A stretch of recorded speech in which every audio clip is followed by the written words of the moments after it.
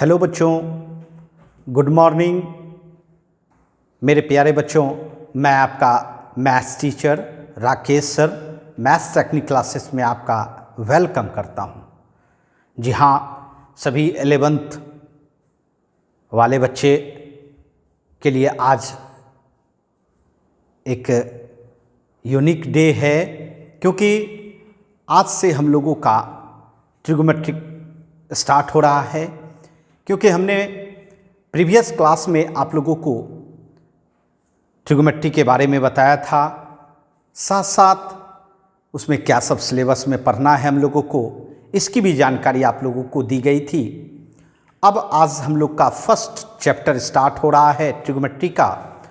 तो चलिए हम लोग स्टार्ट करें एक जोश के साथ, एक जुनून के साथ बच्चों। आइए, सबसे पहले तो हम लोगों को ये टॉपिक ट्रिगोमेट्री में कौन सा है, फर्स्ट टॉपिक? जी हाँ, आपको याद होगा measurement of angle. Measurement of angle,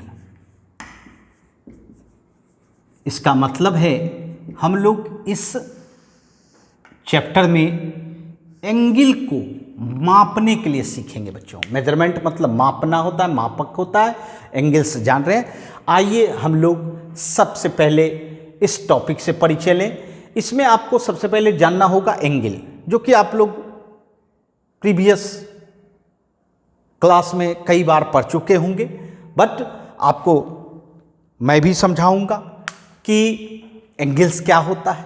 उसके बाद मैं उसे मापने के लिए, मेजरमेंट करने के लिए सिखाऊंगा। तो जी हाँ, इस टॉपिक का यही मतलब है कि आपको एंगल को किस वे से मापना है ये सीखना है बच्चों। तो चलिए स्टार्ट करें। सबसे पहले हम आपको एंगल के विषय में बताएंगे। एंगल, जी हाँ, आप लोग भी जानते होंगे, फिर भी मैं आप लोगों को एंगल बताऊंगा। आपको पता है एंगल ज्योमेट्री में हम लोग पढ़ते हैं। एंगल में बताया जाता है कि कोई एक ओरिजिनल लाइन है जिसको इनिशियल लाइन कहते हैं, इस इनिशियल साइड भी कह सकते हैं, और उस लाइन पर कुछ रोटेट होके, है ना, एक फाइनल लाइन बनता है जिसको टर्मिनल लाइन भी कह सकते हैं, टर्मिनल साइड भी कह सकते हैं। ये दोनों लाइन के बीच जो एरिया बनती है, जी हाँ बच्चों, ये देख रहे हैं जो एरिया बन रही है, उसी एरिया को हम लोग कहते हैं बच्चों क्या? एंगल।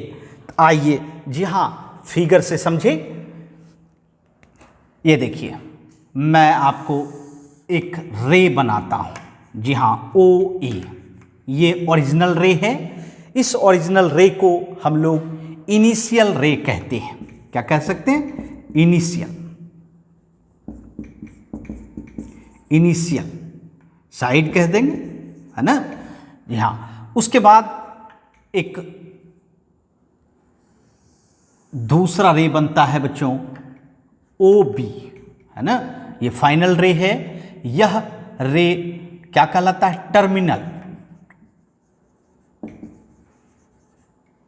साइड। क्या कह सकते हैं इसको? Terminal side. जी हाँ बच्चों, इसको हम टर्मिनल साइड भी कह सकते हैं। और यह दोनों जिस पॉइंट पर इंटरसेक्ट हो रहा है, ये देख रहे हैं ओ, जिस पॉइंट पर इंटरसेक्ट हो रहा है उस पॉइंट को हम लोग वर्टेक्स कहते हैं। उस पॉइंट को क्या कहेंगे? वर्टेक्स कहेंगे। वर्टेक्स, क्योंकि ये दोनों का कॉमन पॉइंट हुआ, है ना। अब ये बताइए, इनिशियल साइड टर्मिनल साइड के बीच एक एरिया बन रहा है बच्चों। यही एरिया आपका क्या कहलाएगा? एंगल कहलाएगा। इस एरिया को क्या कहेंगे बच्चों? एंगल। जी हाँ, कोण। ठीक है। अब ये बताना चाहेंगे कि बहुत सारे बच्चे ये समझ जाते हैं कि एंगल कहीं यहां मेजरमेंट किया जाए, यहां मेजरमेंट किया जाए और यहां मेजरमेंट किया जाए, क्या तीनों जगह सेम होगा या डिफरेंट होगा? ये बताइए आप लोग, ये बताइए आप लोग। मैं क्या पूछ रहा हूं कि ये जो आप देख रहे हो एरिया, ये आप देख रहे हो एरिया, ये आप देख रहे हो, कौन सा एरिया आपको लग रहा है कि तीनों एरिया सेम कवर कर रहा है? तीनों एंगल सेम बना रहा है या तीनों एंगल डिफरेंट बना रहा है? जी हाँ बच्चों, ये तीनों सेम एंगल बना रहा है। क्यों बच्चों? देखिए एंगल जो ये एरिया जो बनता है बच्चों, ये दोनों के रेशियो से बनता है, ठीक है। जैसे यहां चले आए तो ये रेशियो और ये रेशियो, समझ रहे हैं मेरी बात, वही होगा जो ये रेशियो था, समझ रहे हैं, इसलिए ये दोनों सेम है। फिर आगे अगर बढ़ते हैं तो ये लाइन और ये का रेशियो अगर निकाला जाए तो सेम रेशियो आएगा, इसके जैसा पहले आया था वैसा ही रेशियो वो होगा।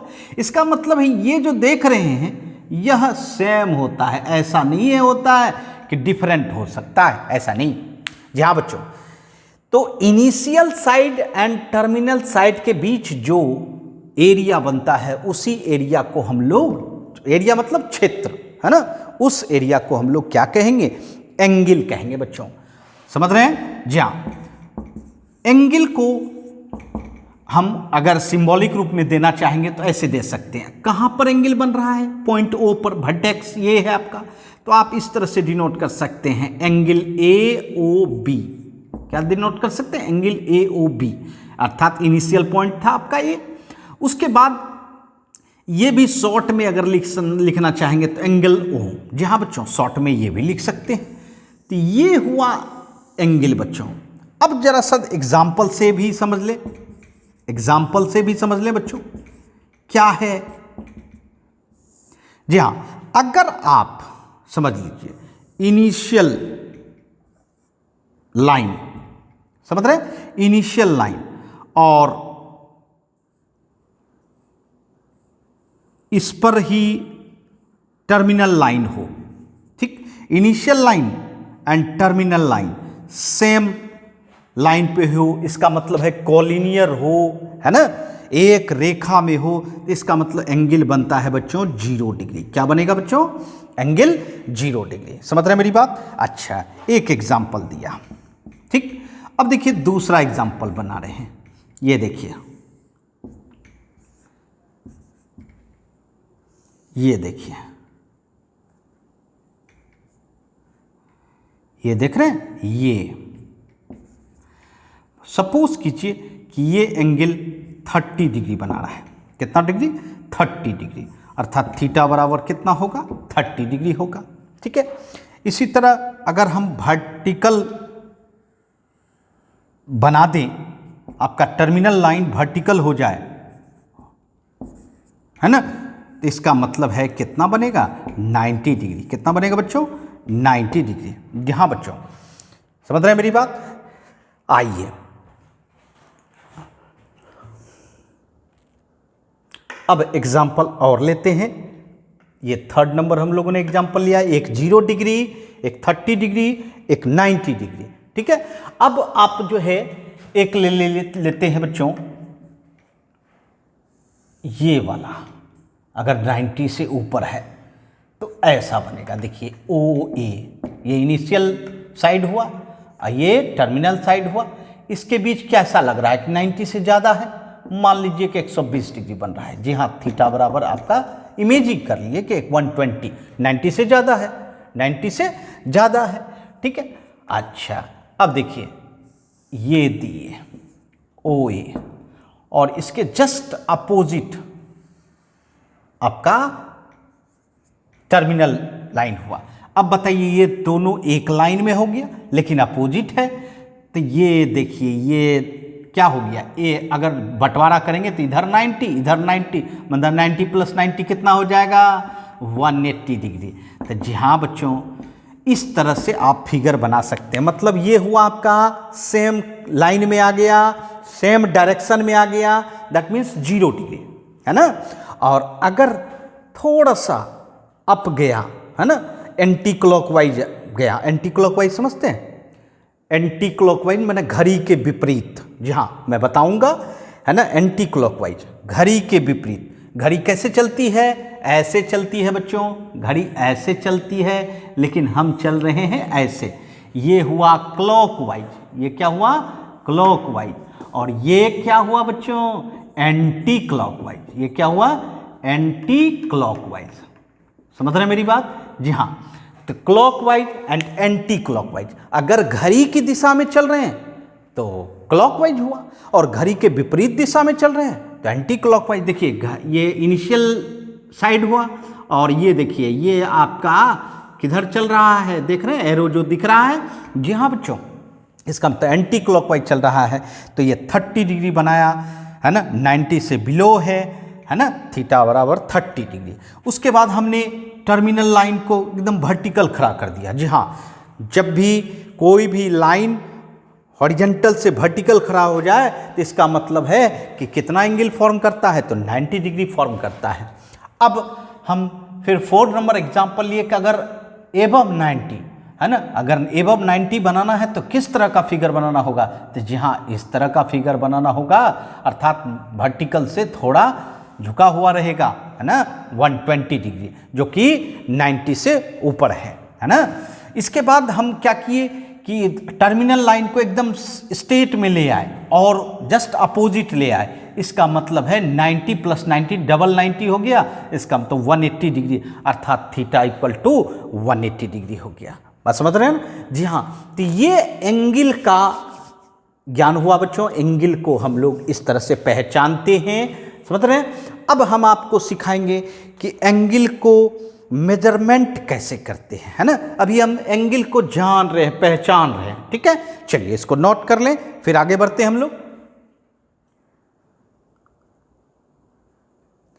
आइए अब हम लोग जब एंगल को पहचान गए, जान गए बच्चों, तो अब उसको मेजरमेंट करने का तरीका सीखेंगे बच्चों। तो आप सोच रहे होंगे सर मेजरमेंट तो हम लोग करते थे। जी हाँ बच्चों, यहाँ भी आप जो करते थे उसी के अनुसार करेंगे, लेकिन कुछ नए तरीके के साथ, कुछ नया भी तरीका हम लोग जानेंगे। आइए देखिए, measurement of angle, measurement of angle. जी हाँ, आप जो प्रीवियस क्लास में सीखे होंगे एंगल को मापने का, वह एक डायरेक्शन होता था, एक ही डायरेक्शन में आप मेजरमेंट करते थे, और वो है एंटी क्लॉकवाइज। जी हाँ बच्चों, यहाँ आपको 2 डायरेक्शन में सिखाया जाएगा। कितने डायरेक्शन में? 2 डायरेक्शन में। पहला है आपका एंटी क्लॉकवाइज, जो आप सीखते थे, ठीक है, एंटी क्लॉकवाइज।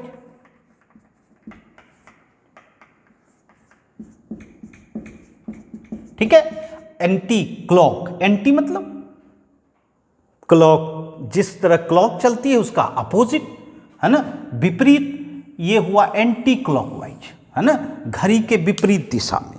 और दूसरा है जो आप लोग नहीं यूज करते होंगे, वो है क्लॉकवाइज। जी हाँ बच्चों, क्लॉकवाइज अर्थात घड़ी की दिशा में भी मेजरमेंट होता है बच्चों। तो मेरा ये कहना है कि अगर आपको एंगल मेजरमेंट करना है तो आप 2 डायरेक्शन में मेजरमेंट कर सकते हैं, एक एंटी क्लॉकवाइज या दूसरा क्लॉकवाइज। अब देखिए प्रश्न उठता है, देखिए मैं ये भी बता दूं, सबसे पहले तो ये जान लीजिए, ये देखिए ऐसे, ये देखिए ये है आपका एंटी क्लॉकवाइज, ये एरो जो देख रहे हैं इस तरह से मूव करना, ये एंटी क्लॉकवाइज है।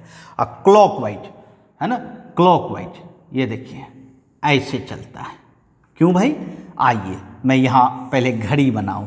ये देख रहे हैं घड़ी, आपका वॉच है ना, कोई भी घड़ी होता है। ये 12, ये 1, ये 2 है ना, और ये 3, ये 4, ये 5 और ये 6, ये 7, ये 8 और ये 9, 10, 11 एंड 12। देख रहे हैं अर्थात घड़ी कैसे चलता है बताइए, इस तरह से चल रहा है ना। तो देखिए एरो दिया है ना, ठीक है। और अगर इसके अपोजिट दें तो ये क्या हो जाएगा? Anti clockwise. ये क्या हो जाएगा बच्चों? Anti clockwise. समझ गए बच्चों, है ना। यही होता है एंटी क्लॉकवाइज एंड क्लॉकवाइज। तो जी हाँ बच्चों, अगर आपका ये देखिए, जैसे आपने इनिशियल साइड लिया OA और आपका रोटेशन एंटी क्लॉकवाइज हो रहा है, इसका मतलब ये जो है, ये देखिए ये इधर मूव करेगा, है ना, इस तरह से मूव करेगा, ये देखिए ऐसे मूव करेगा। तो जी हाँ, टर्मिनल जो साइड है वो यहाँ आ जाएगा, है ना।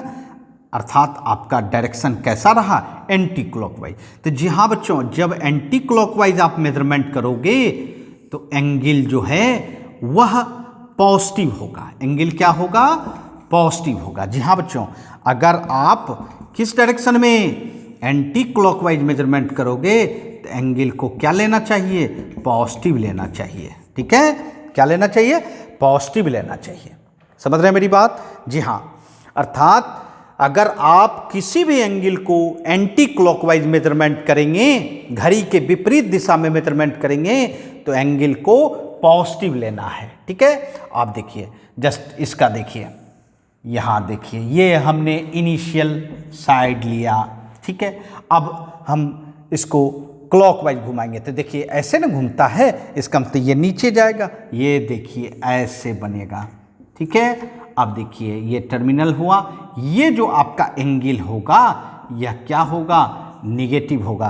तो जी हाँ बच्चों, अगर आप क्लॉकवाइज मेजरमेंट कर रहे हैं तो एंगल क्या लेना होगा, निगेटिव होगा।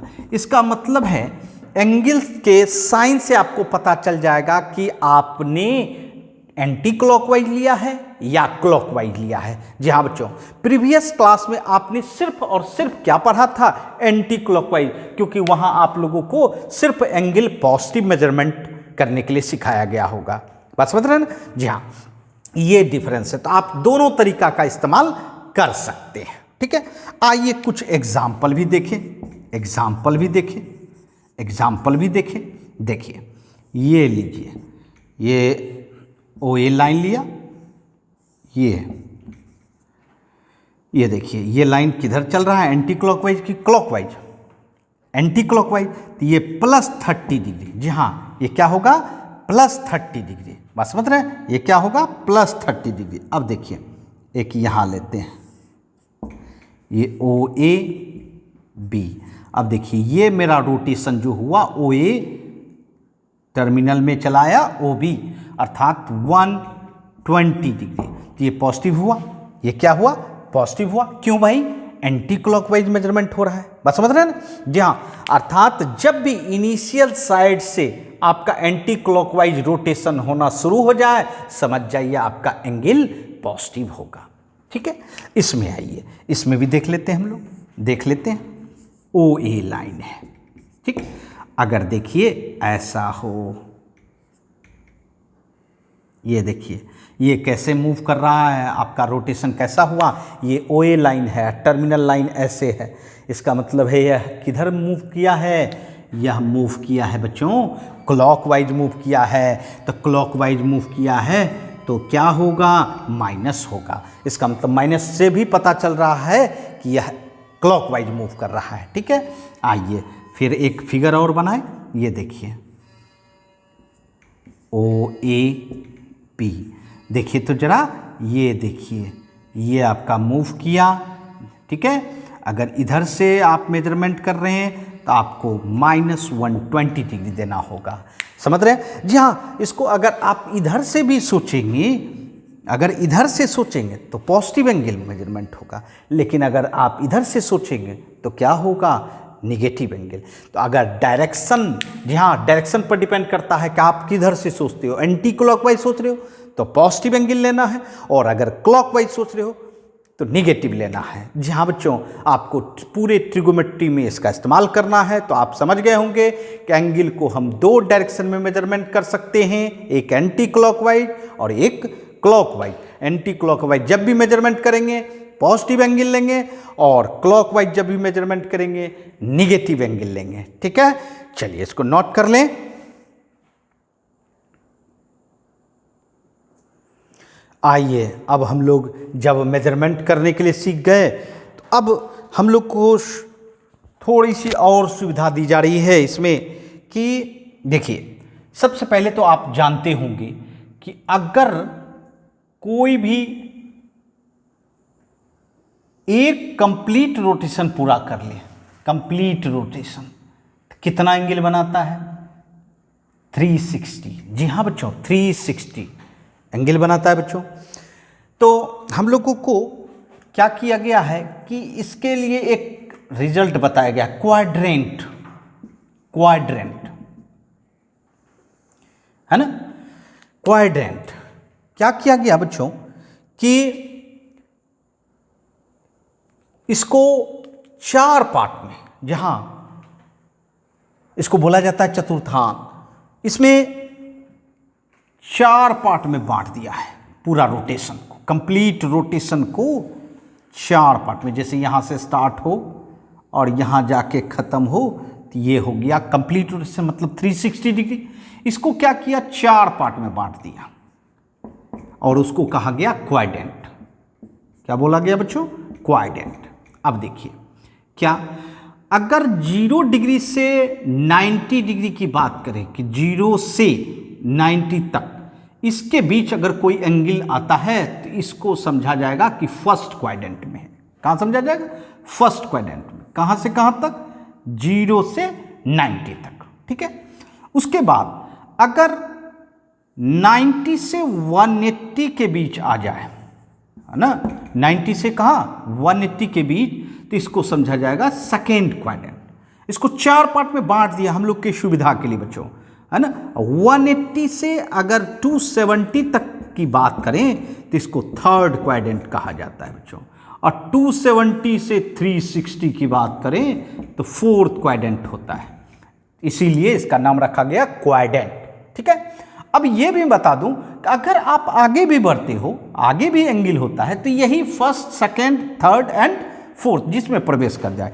तो याद रखिए, if alpha lies between 0 to 90 degree, जहां इसको पढ़ा जाता है अल्फा लाइज बिटवीन, किसके बीच है, 0 and 90 के बीच, तो अल्फा को क्या समझा जाएगा, alpha lies in first quadrant. क्या समझा जाएगा, अल्फा लाई करेगा कहां, फर्स्ट क्वाड्रेंट में, ठीक है। समझ रहे हैं मेरी बात, जी हां। अगर अल्फा आपका 90 से 180 के बीच आए तो इसका मतलब अल्फा किस में आ जाएगा, सेकेंड क्वाड्रेंट में, ठीक है। यदि अल्फा का मान 180 से 270 हो जाए तो किस में आएगा, 180 से 270 हो जाए तो निश्चित तौर पर अल्फा आपका थर्ड क्वाड्रेंट में बिलोंग कर जाएगा, हो जाएगा ना।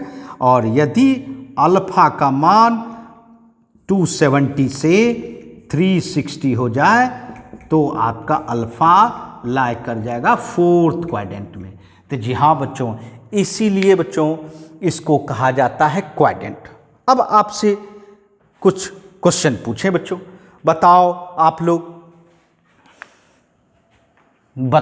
लोग कि थीटा बराबर मान लो 45 डिग्री, 45 डिग्री दी है, बताइए वो किस क्वाड्रेंट में है, 45 डिग्री कहाँ लाई कर रहा है। देखिए 45 डिग्री 0 and 90 के बीच, 0 and 90 के बीच, निश्चित तौर पर यह किस क्वाड्रेंट में आएगा, बताओ किस क्वाड्रेंट में आएगा बच्चों, फर्स्ट क्वाड्रेंट में। किसमें, फर्स्ट क्वाड्रेंट, मतलब यह जो 45 डिग्री है यह मेरा फर्स्ट क्वाड्रेंट में होगा, ठीक है। अच्छा, फिर आपसे पूछते हैं theta equal to 120 degree, 120 degree, बताओ थीटा अगर 120 है तो बताओ किस क्वाड्रेंट में आएगा, और वह क्वाड्रेंट कौन सा होगा ये बताना है। 120 किसके बीच है, पहले ये देखिए, 90 180 के बीच, इसका मतलब है कि यह चला गया आपका सेकेंड क्वाड्रेंट। किस में चला गया, सेकेंड क्वाड्रेंट। समझ रहे मेरी बात। अच्छा, थीटा का मान आपको 225 डिग्री दिए, 225 डिग्री दिए, कितना दिए, 225। क्या देखेंगे 225 किस रेंज में आता है, 0 90 के बीच आता है, बिल्कुल नहीं। 90 180 के बीच आता है, बिल्कुल नहीं। 180 से ज़्यादा, 270 से कम, इसका मतलब है वह थर्ड क्वाड्रेंट में आ गया। किसमें, थर्ड क्वाड्रेंट। जी हाँ बच्चों, तो इस तरह से हम लोग पहचान सकते हैं, समझ रहे हैं। जी हाँ, ये सब हम लोगों ने 300 डिग्री बताइए, 300 डिग्री बताइए किस रेंज में है, 270 से ज़्यादा है, 360 से कम है, इसका मतलब है आपका ये फोर्थ क्वाड्रेंट में है। किस में है बच्चों, फोर्थ क्वाड्रेंट में, ठीक है। अच्छा ये बताइए, ये एंटी क्लॉकवाइज एंगल है कि क्लॉकवाइज एंगल है, बताओ, ये भी बताओ। जी हाँ, सब एंगल पॉजिटिव है, इसका मतलब है एंटी क्लॉकवाइज है, इसका मतलब एंटी क्लॉकवाइज। ठीक है, अच्छा एक एग्जांपल और देते हैं आप लोगों को हम। ये बताइए, अगर थीटा का मान माइनस 45 डिग्री है, ये बताओ कहाँ है -45। सबसे पहले साइन देखिए, माइनस होने का मतलब है ये क्लॉकवाइज हो गया। क्या हो गया? क्लॉकवाइज। और क्लॉकवाइज कैसे मूव करेगा? ये देखिए इस तरह मूव करेगा, ऐसे मूव करेगा, है ना। तो जी हाँ बच्चों, अब ये दिखाइए कि यह किस क्वाड्रेंट में है, आप बताओ किस क्वाड्रेंट में लग रहा है? तो यह लग रहा है 4th क्वाड्रेंट में। जी हाँ बच्चों, अगर हम देखिए +300 दिए तो भी 4th क्वाड्रेंट, और अगर -45 दिए तो भी 4th क्वाड्रेंट में। बात समझ रहे हैं ना? क्योंकि ये भी आपको ध्यान रखना है कि आपका एंगल पॉजिटिव है या निगेटिव है। क्योंकि पॉजिटिव है तब एंटी क्लॉकवाइज चलना है, और अगर निगेटिव है तो क्लॉकवाइज चल के ये देखना है कि वह किस क्वाड्रेंट में प्रवेश कर रहा है। ठीक है, एक एग्जाम्पल और देते हैं। ये देखिए, थीटा = -135 डिग्री। देखिए ध्यान दीजिएगा किस क्वाड्रेंट में है, -135 डिग्री, 135। तो माइनस से क्या करेंगे आप? क्लॉकवाइज चलेंगे। तो चलिए यहाँ से स्टार्ट कीजिए क्लॉकवाइज चलना, -90 हो गया, फिर आगे बढ़ेंगे, अर्थात यहाँ आ जाएगा -180 आ जाएगा ना। इधर से अगर मूव करेंगे तो यहाँ क्या आ जाएगा?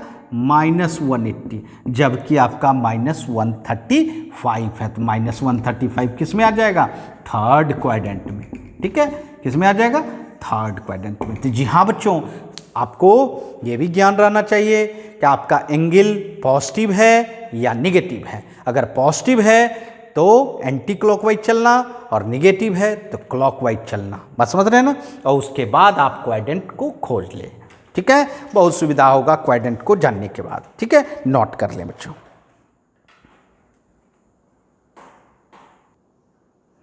हाँ तो बच्चों, आज हम लोगों ने सीखा कि मेजरमेंट ऑफ एंगल में हम लोग एंगल को पहचाने, है ना।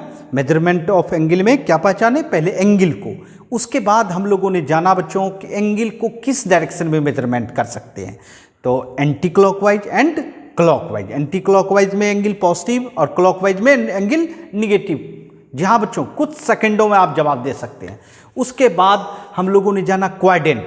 जी हाँ बच्चों, क्वाड्रेंट हम लोग के सुविधा के लिए दिया गया है बच्चों कि कितना बड़ा से बड़ा एंगल हो हम उसको बता सकते हैं कि वह किस पोजीशन में है। ठीक है, निगेटिव हो या पॉजिटिव हो। ठीक है, आज इतना ही, फिर हम लोग नेक्स्ट क्लास में मिलेंगे। धन्यवाद।